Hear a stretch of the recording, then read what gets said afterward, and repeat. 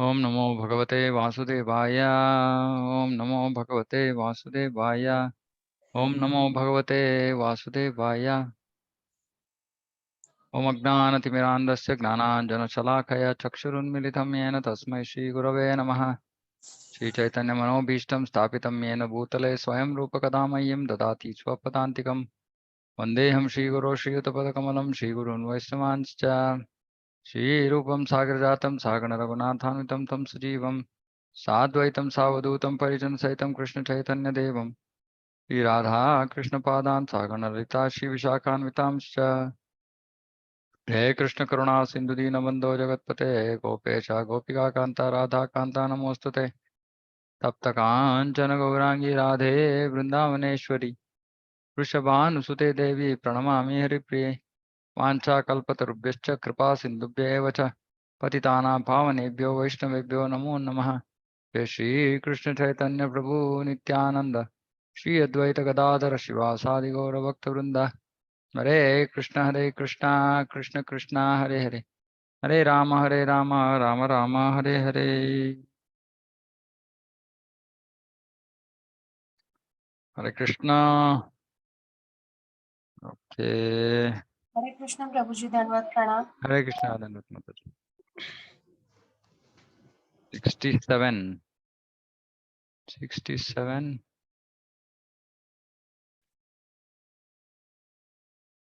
हाँ 67।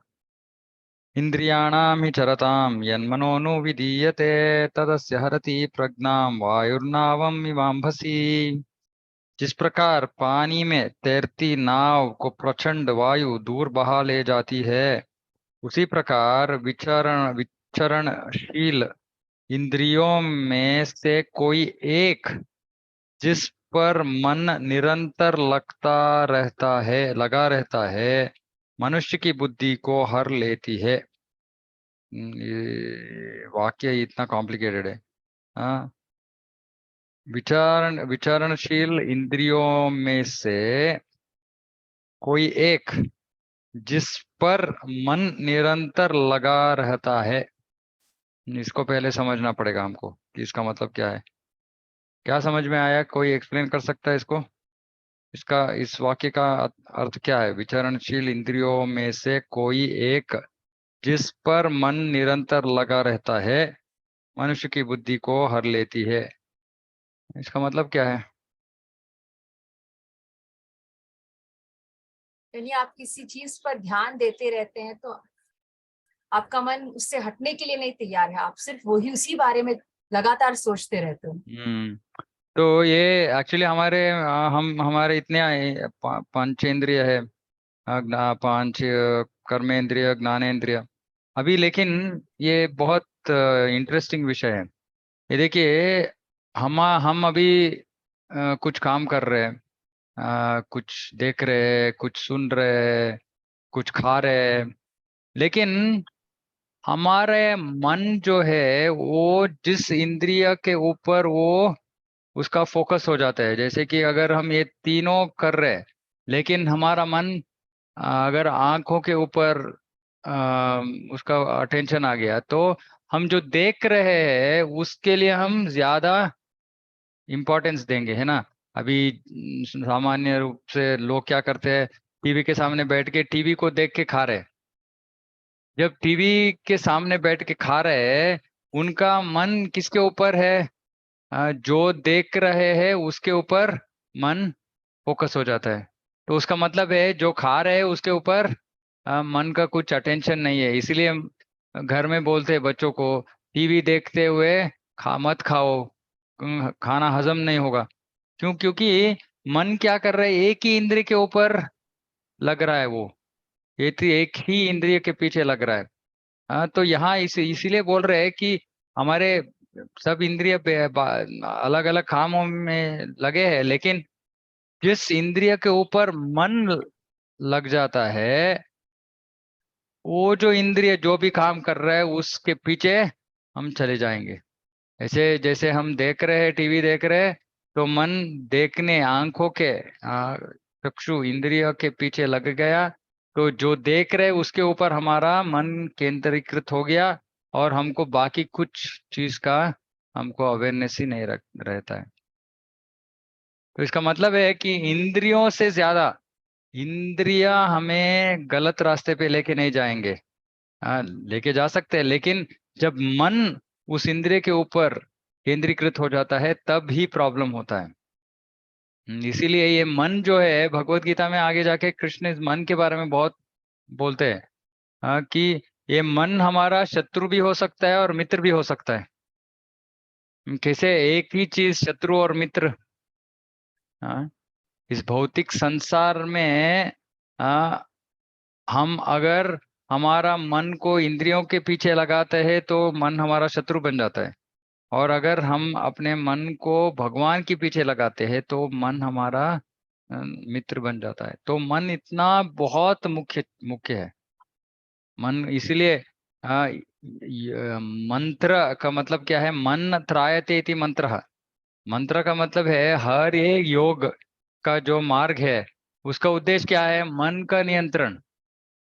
क्योंकि मन ऐसा है कि कोई एक इंद्रिय के ऊपर उसका वो उसका वो लगा रहता है तो गया, उस दिशा पे हम चले जाएंगे। अगर वो गलत है तो गलत, अगर वो सही है तो सही दिशा पे चले जाएंगे। तो मन बहुत महत्वपूर्ण चीज है यहाँ। तो बुद्धि को हर लेती है, ऐसे हमारा बुद्धि को हर लेती है। हाँ, तो जब देख रहे हैं टीवी को तो बुद्धि टीवी में डूब गई है। तो यहाँ बोल रहे हैं इतना हम बहुत मुश्किल है, ये इंद्रियों को काबू में रखना बहुत मुश्किल है। हाँ, इंद्रिय अपने अपने काम में लगे और मन जिस इंद्रिय के ऊपर वो केंद्रीकृत हो जाता है, हम उसी के पीछे चले जाते हैं। हम्म, हम्म। तो ये इंद्रियों के ऊपर नियंत्रण करना कितना मुश्किल है इसके बारे में यहाँ बता रहे हैं। हाँ, अभी अगले अगले श्लोक में एक और बताते हैं। तस्माद् यस्य महाबाहो निगृहीतानि सर्वशः इंद्रियाणि इंद्रियार्थेभ्यस् तस्य प्रज्ञा प्रतिष्ठिता। अतः हे महाबाहु, जिस पुरुष की इंद्रिय अपने अपने विषयों से सब प्रकार से विरत होकर उसके वश में है, उसी की बुद्धि निस्संदेह स्थिर है। तो यहाँ बोल रहे हैं कि एक व्यक्ति को अपने इंद्रियों को पूरा काबू में रखना है। इंद्रियों को पूरा काबू में रखना है। इसका मतलब है क्या है? हाँ, किसी को आइसक्रीम खाने का शौक है और आइसक्रीम देख रहा है।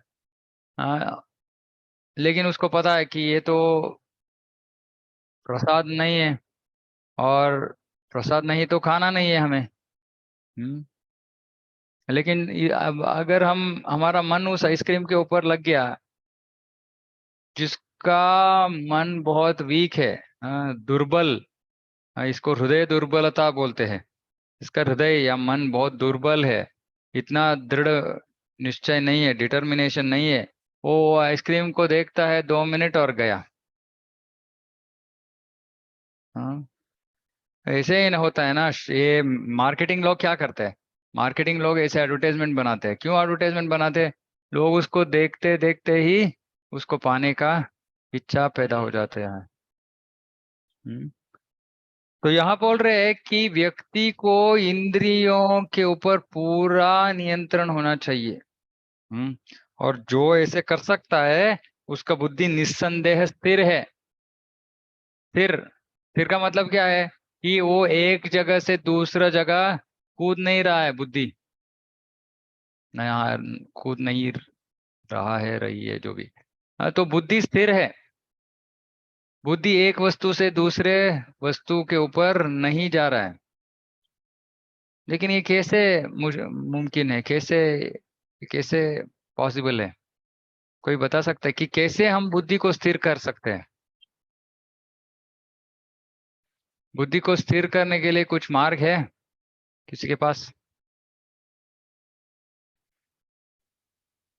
हम्म हरे कृष्ण महामंत्र जप। प्रभुपाद जी तात्पर्य में इसका उत्तर दे देते हैं पहले वाक्य में ही।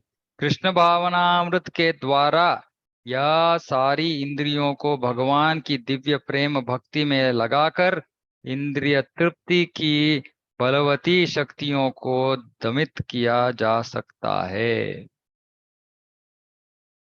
पहले वाक्य में ही उत्तर दे दिया प्रभुपाद जी ने। तो बोल रहे हैं कि क्या करना है हमें, प्रेम भक्ति में लगाना है। अभी ये प्रेम भक्ति क्या होता है, भक्ति और प्रेम भक्ति में क्या भिन्नता है, क्या डिफरेंस है, कोई बता सकते हैं? भक्ति, प्रेम भक्ति, डिफरेंस क्या है?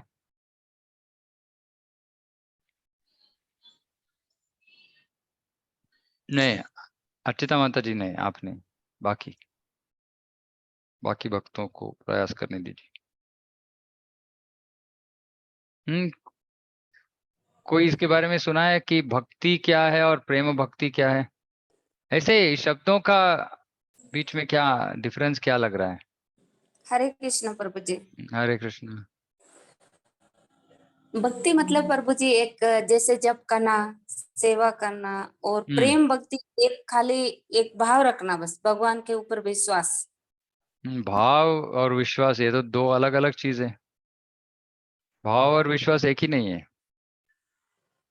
इसलिए इस चीजों को हमको तत्व को समझना पड़ेगा हमको, नहीं तो ये सब भाव हो जाएगा। भक्ति भक्ति है तो भाव है, भाव है अवश्य है, हाँ, लेकिन सिर्फ भाव नहीं है, तत्व के आधारित भाव है। इसका मतलब क्या है कि मेरे मन में ऐसे आ गया तो मेरे मन में ऐसे भाव आ गया, वो अगर हमारे आचार्यों ने नहीं दिया है कि ये अधिकृत है, फिर वो तो उसको प्राकृत सहजिया बोलते हैं। सहजिया उसका मतलब क्या है, बहुत आसान रीति से सब कुछ लेना।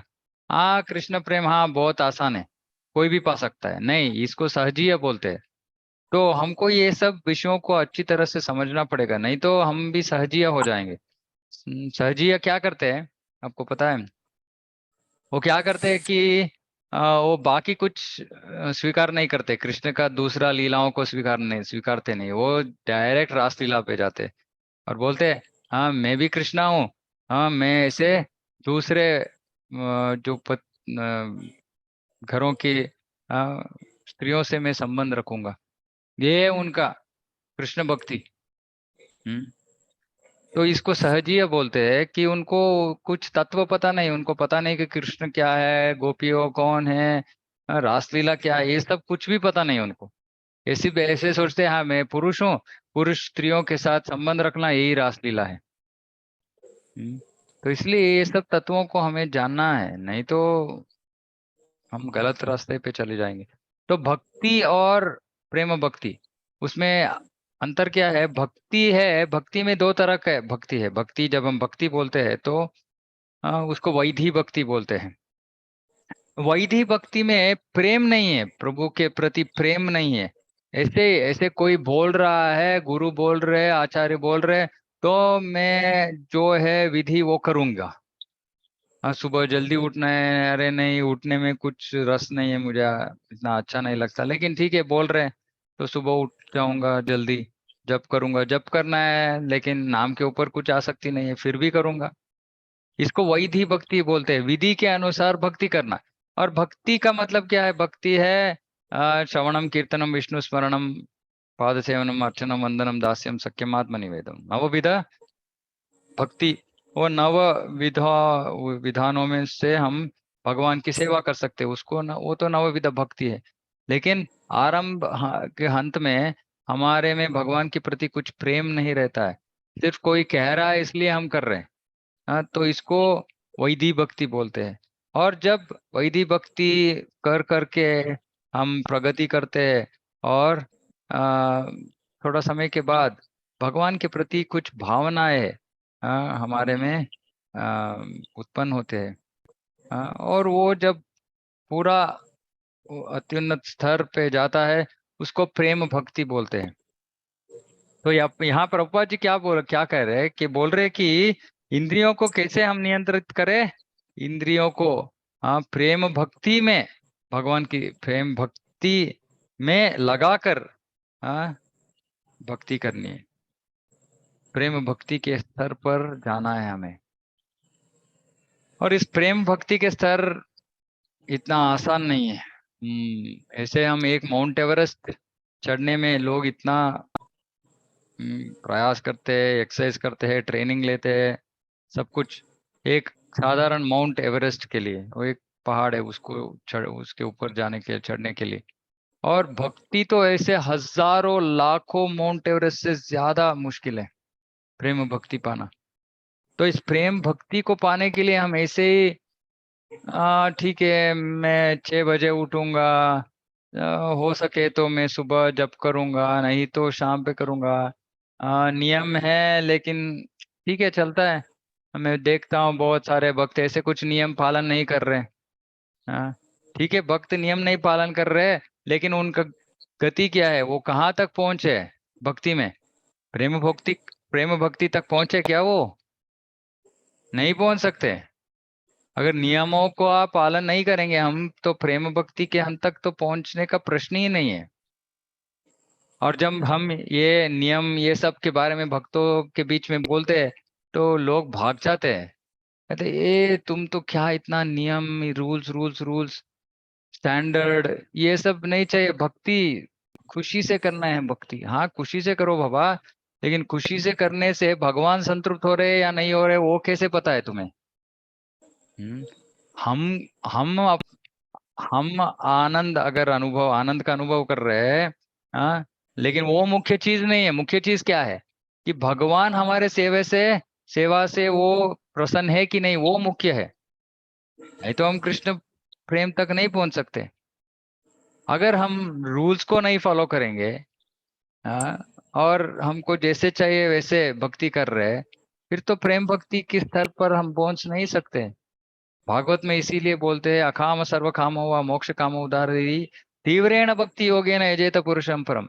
जब हम तीव्र भक्ति करेंगे तब ही हमको ये सब पा सकते हैं, हम नहीं तो नहीं। तो इसलिए हम बोल रहे प्रभुपाद जी की प्रेम भक्ति में लगाओ। प्रेम भक्ति में कैसे लगे हम? तो इसके लिए हर एक भक्त को सही मार्गदर्शक एवं मार्गदर्शन का आवश्यकता है। हर एक भक्त को ऐसे कोई नहीं है जो बोल सकता है कि नहीं नहीं मुझे तो मार्गदर्शन का जरूरत नहीं, आवश्यकता नहीं है, मुझे तो सब पता है। ऐसे कोई भी बोल नहीं सकता। हाँ, और वो जो सही मार्गदर्शक है उनसे मार्गदर्शन लेके, हाँ, गुरु के आश्रय पाके, गुरु से दीक्षा पाके, उनके आदर्शों के प्रकार जीने से हम प्रेम भक्ति तक पहुंच सकते हैं। हाँ, तो हर एक भक्त के मन में हृदय में ये इच्छा आना चाहिए कि मुझे दीक्षा चाहिए। दीक्षा के बिना हम भगवत प्रेम प्राप्त नहीं कर सकते। जैसे मुझे जैसे जैसे भी चाहिए वैसे मैं भक्ति कर रहा हूँ, और मुझे भगवान को हासिल करना है, वो तो संभव है। तो हर एक भक्त जो यहाँ है, कृपा करके इसके बारे में सोचिए कि दीक्षा के बिना हम कृष्ण को पा नहीं सकते, कृष्ण प्रेम को पा नहीं सकते। क्योंकि जब हम परंपरा से जुड़ते हैं, कैसे जुड़ते हैं परंपरा में? जब जो ऑलरेडी परंपरा में है ऐसे गुरु हमको स्वीकारते हैं, तब हम जाके परंपरा से जुड़ते हैं। जब हम परंपरा से जुड़ते हैं तो ऊपर से जो कृपा है, कृष्ण से राधा रानी से ऐसे गुरु परंपरा में जो कृपा आ रही है वो हम तक पहुंचेगी। जब वो कृपा हम तक पहुंचेगी तभी हम जाके भगवान को पा सकते हैं। तो हर एक भक्त को ये परंपरा में दीक्षा लेने के बारे में गंभीर रूप से सोचना पड़ेगा, नहीं तो कृष्ण प्रेम का प्रश्न ही नहीं है। तो ये एक बहुत मुख्य चीज है यहाँ। तो इंद्रियों को अगर हमें नियंत्रण करना है, नियंत्रित करना है, तो उसके लिए एक ही मार्ग है, और वो है भक्ति, प्रेम भक्ति। जब हम भक्ति में रस आस्वादन करते हैं, भक्ति में हम जब रस आस्वादन करते हैं तब हमारे इंद्रियों बाकी भौतिक विषयों से आकर्षित नहीं होंगे। लेकिन अगर हम भक्ति में रस का आस्वादन नहीं किया है हमने, तो भौतिक विषयों का रस ही हमारे मन में है और हम उसके पीछे ही जाएंगे। उससे कृष्ण को हम पा नहीं सकेंगे। ये बहुत बहुत महत्वपूर्ण चीज है। इसीलिए भक्ति को हम कैसे करते हैं? भक्तों के संग में करते हैं भक्ति को। अकेले नहीं कर सकते हम भक्ति। हाँ, अकेले भक्ति नहीं कर सकते हम, भक्तों के संग में। और किस तरह के भक्त? जो ऐसे हमसे ज्यादा प्रगति की है, उन जैसे भक्तों के संग में हमें भक्ति करनी है। इसलिए हम अलग अलग जगह पे भक्ति वृक्ष, सेंटर, मंदिर, ऐसे बहुत सारे जो व्यवस्था है वो करते हैं, क्योंकि भक्तों को आके भक्ति करने में सुविधा हो। तो कृपा करके सबसे मेरा रिक्वेस्ट है, जहाँ भी आप रह रहे हैं उसके आजू बाजू में जो प्रोग्राम हो रहा है वहां जाके भाग लीजिए। हफ्ते में एक बार एटलीस्ट भक्तों के संग में भक्ति करनी है। नहीं तो हमको असली रूप में भक्ति क्या है वो समझ में ही नहीं आएगा। हमारे मन में जो कल्पना है वो ही धारणा हम लेके बैठेंगे, और उससे हो सकता है कि हमें कृष्ण प्राप्त नहीं होंगे। तो ये बहुत बहुत महत्वपूर्ण चीज है। सब भक्ति के ऊपर ही आधारित है। सब प्रश्नों का उत्तर एक ही है, भक्ति। लेकिन कैसे भक्ति, किस तरह के भक्तों के साथ भक्ति, ये सबसे महत्वपूर्ण विषय है। या निशा सर्वभूतानां तस्यां जागर्ति संयमी, यस्यां जागृति भूतानि सा निशा पश्यतो मुनेः। जो सब जीवों के लिए रात्रि है वह आत्म संयमी के जागने का समय है। हाँ, ये तो ऐसे ही है। लोग कितने बजे सोते हैं? हाँ, आजकल कलयुग में तो लोग ऐसे 2 बजे 3 बजे 4 बजे सोते हैं। और आत्म संयमी का क्या करते हैं? कब उठता है आत्म संयमी? 4 बजे उठता है, 3-4 बजे उठता है। हाँ, तो सोने का समय, एक के लिए सोने का समय, दूसरे को जागने का समय। और जो समस्त जीवों के जागने का समय ही वह आत्म निरीक्षक मुनि के लिए रात्रि है। हाँ, तो ऐसे हम समय के बारे में ऐसे डायरेक्टली हम सोचेंगे तो भी एक व्यक्ति के लिए सोने के समय, दूसरे व्यक्ति को के लिए जागने का समय। और जो विषय, जैसे हम भक्ति में हम भक्ति कर रहे हैं और बोलते कि बाहर का खाना नहीं खाना है, और जो भक्त नहीं है वो देख रहा है ये क्या जीवन बिता रहे हैं ये, कोई संतोष नहीं, कोई आनंद का चीज नहीं है इनके जीवन में। तो उनके दृष्टि से हम तो अंधकार में है, अज्ञान में है, दुख में है, और हम उसको देखते हैं और बोलते अरे बेचारा, उसको पता भी नहीं कि वो जाके अभी आगे जाके यहाँ यमलोक में यमराज से शिक्षा पाएगा अभी। तो उसका जीवन हमारे दृष्टि से रात्रि है। वो खुद सोच रहा है कि वो दिन में है, लेकिन हम देख रहे वो तो अंधकार में है। और हमें देख रहा है और वो सोच रहा है हम अंधकार में है। लेकिन हमको पता है, क्योंकि हमारे जो जीवन का विधि है वो शास्त्र ने दिया है। तो हमको पता है कि हम अंधकार में नहीं है, हम दिन में है और वो रात में है। तो यहाँ इसीलिए बोल रहे कि ये पूरा ऑपोजिट है। भक्त और जो भक्त नहीं है उनका जीवन, सोच, सब कुछ। इसलिए भक्तों को बोला जाता है कि अभक्तों का संग मत करो। जो भक्ति में नहीं है उन जैसे लोगों का संग मत करो, क्योंकि हम ऑपोजिट है, पूरा ऑपोजिट है। उनसे कंप्लीट विरुद्ध स्वभाव है हमारा, विरुद्ध रीति नीति है, सब कुछ अलग है। तो भक्तों के ऐसे अभक्तों से दूर रहना है हमें, नहीं तो उनसे प्रभावित हो जाते हैं। हमको क्या करना है? हमको दूसरे जीवों के प्रति, दूसरे मनुष्यों को हमारा संग देना है, उनका संग लेना नहीं है हमें। संग देना और संग लेना।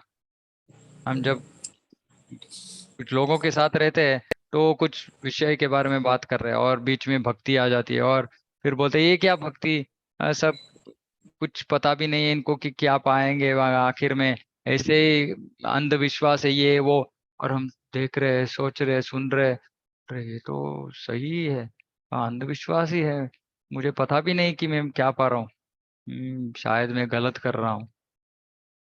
ना प्रभावित हो गए हम, उनके बातों से प्रभावित हो गए। नहीं, हमको पहले भक्ति के ऊपर दृढ़ विश्वास होनी चाहिए, और फिर हमको अपनी तरफ से उनको हमारा संग देना है। हमें उनको बताना है, नहीं नहीं नहीं बाबा, यही सही है, तुम जो ऐसे जीवन बिता रहे हो इसका नतीजा क्या है, तुम तो नरक जाने वाले हो, हम तो कृष्ण लोक जाएंगे, और इसके लिए आधार क्या है, शास्त्र है।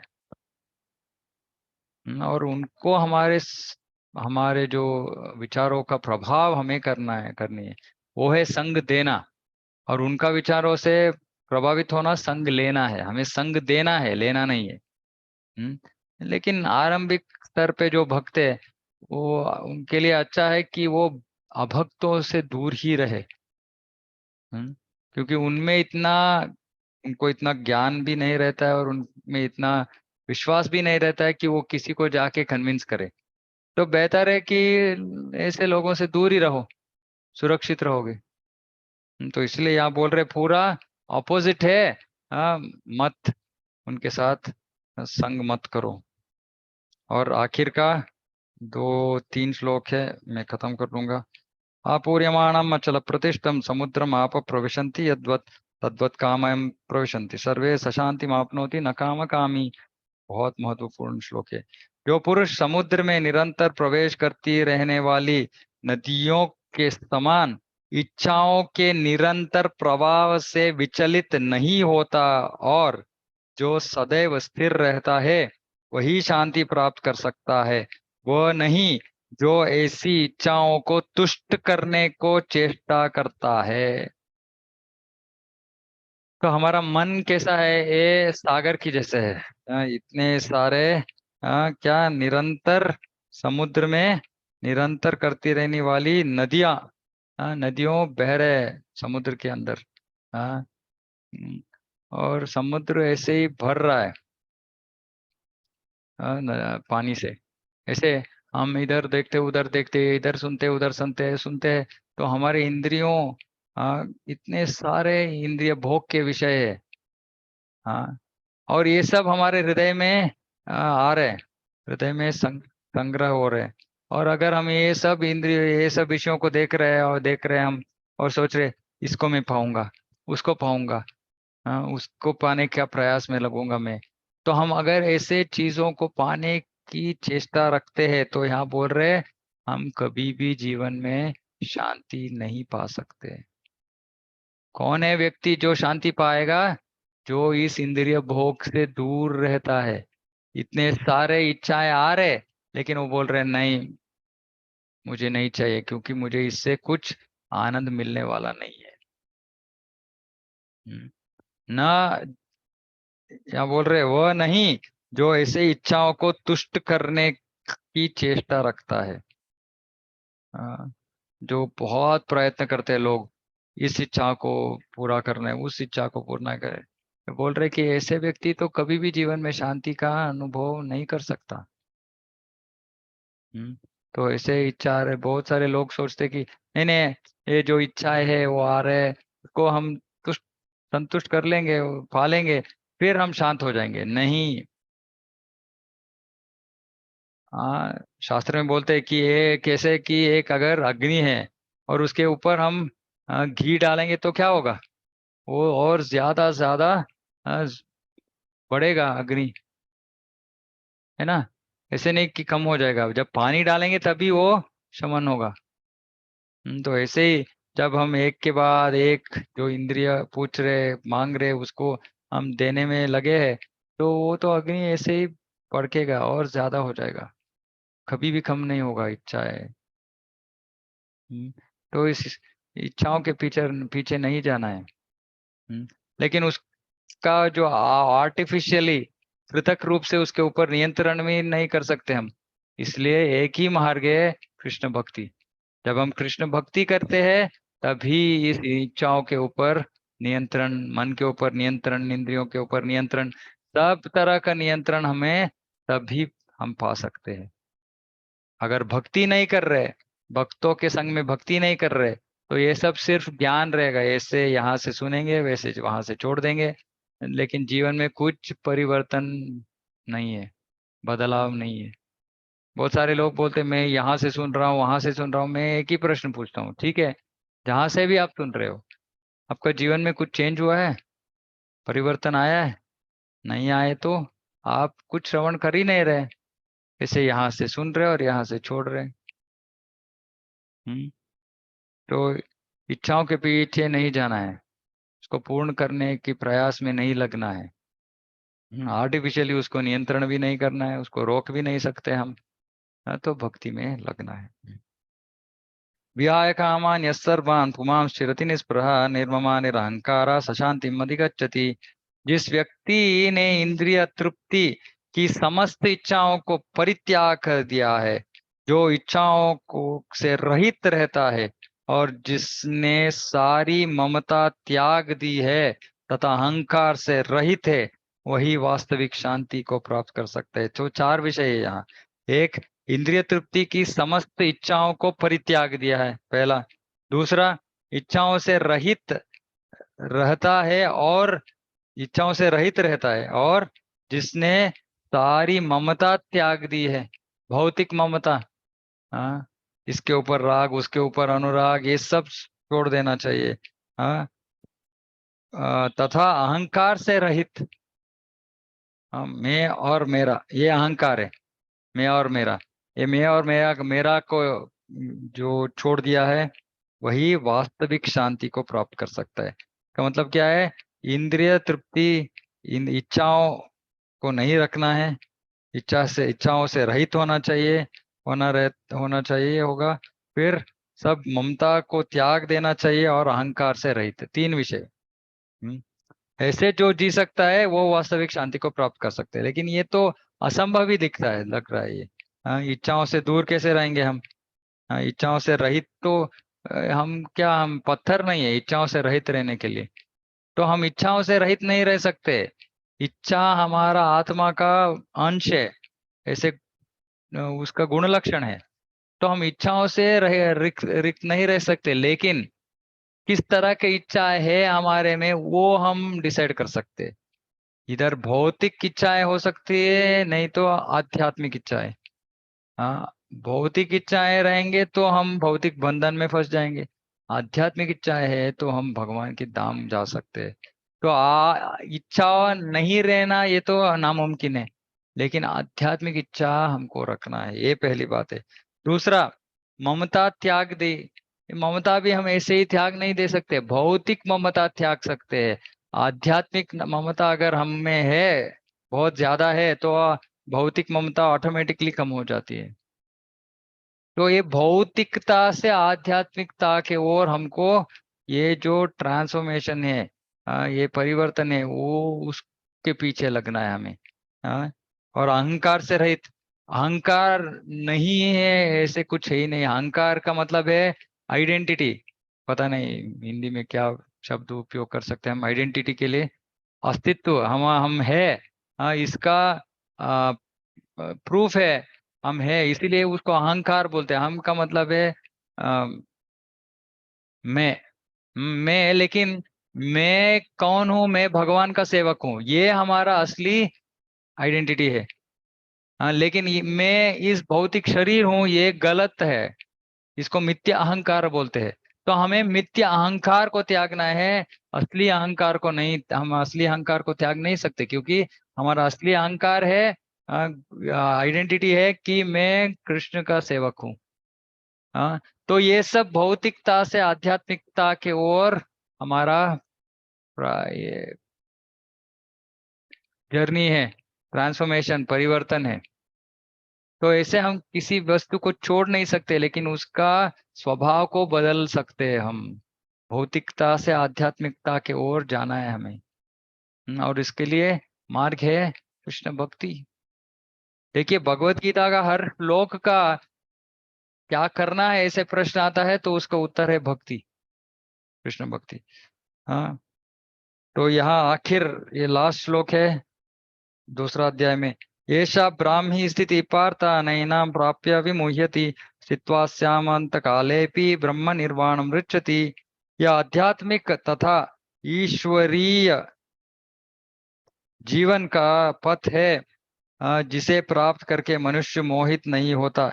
यदि कोई जीवन के अंतिम समय में भी इस तरह स्थित हो तो वह भगवत धाम में प्रवेश कर सकता है।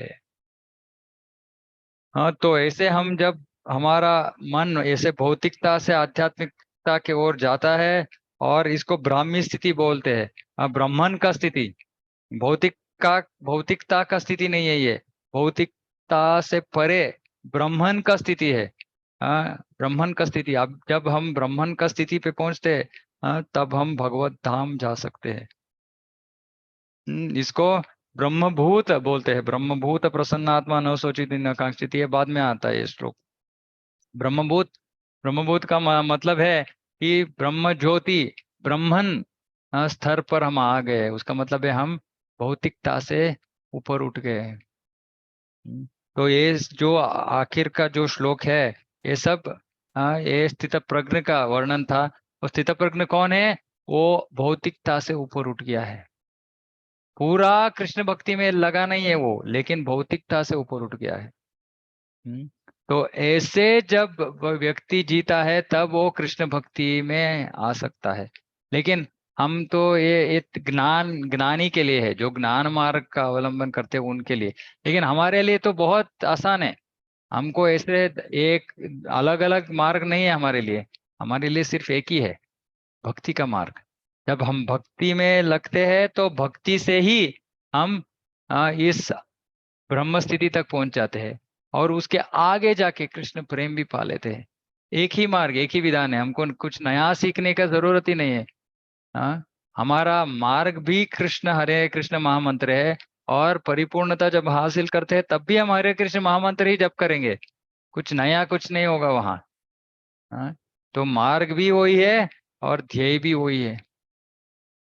तो ये सब कुछ भक्ति का महत्व है, जो इतनी आसानी से हमें इस भौतिक बंधन से उठा के भगवत धाम तक ले जा सकती है।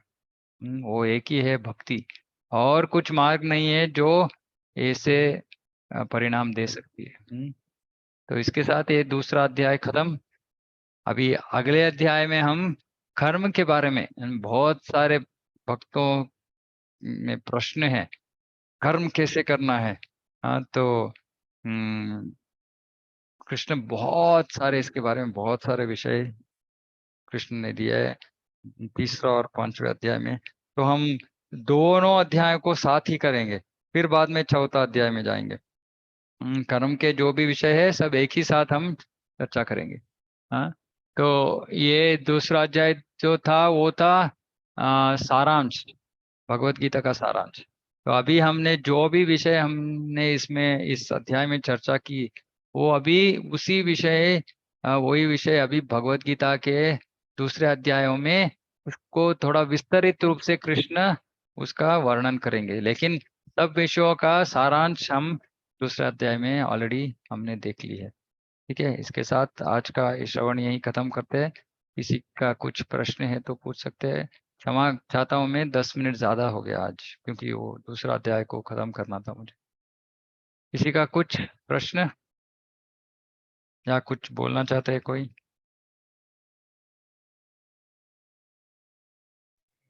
थैंक यू प्रभु जी, बहुत अच्छा समझाया, बहुत अच्छा हाँ, लगा। ओके, ठीक है। क्योंकि मुझे बहुत कई बार डाउट हो जाता है, क्योंकि मेरा हिंदी ऐसा है कि मैं मन में मैं इंग्लिश में सोच के या कन्नड़ा में सोच के उसको हिंदी में अनुवाद करता हूँ। तो वो मैं नेचुरल नहीं है मेरे लिए हिंदी, इसीलिए थोड़ा टाइम डाउट में आ जाता हूँ मैं कि कुछ पहुंच रहा है लोगों को संदेश या नहीं।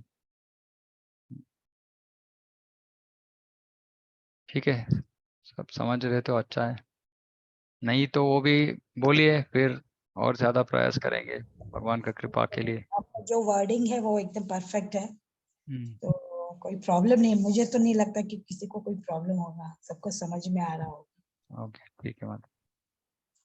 आप सब प्रार्थना कीजिए भगवान में कि हम जो असहज है, ये हिंदी हमारे लिए असहज, नेचुरल नहीं है, लेकिन भगवान का इच्छा है तो प्रयास कर रहे हैं गुरु की सेवा में। तो आप सब प्रार्थना कीजिए कि हिंदी थोड़ा और अच्छी हो जाएगी तो और भक्तों का उद्धार होगा।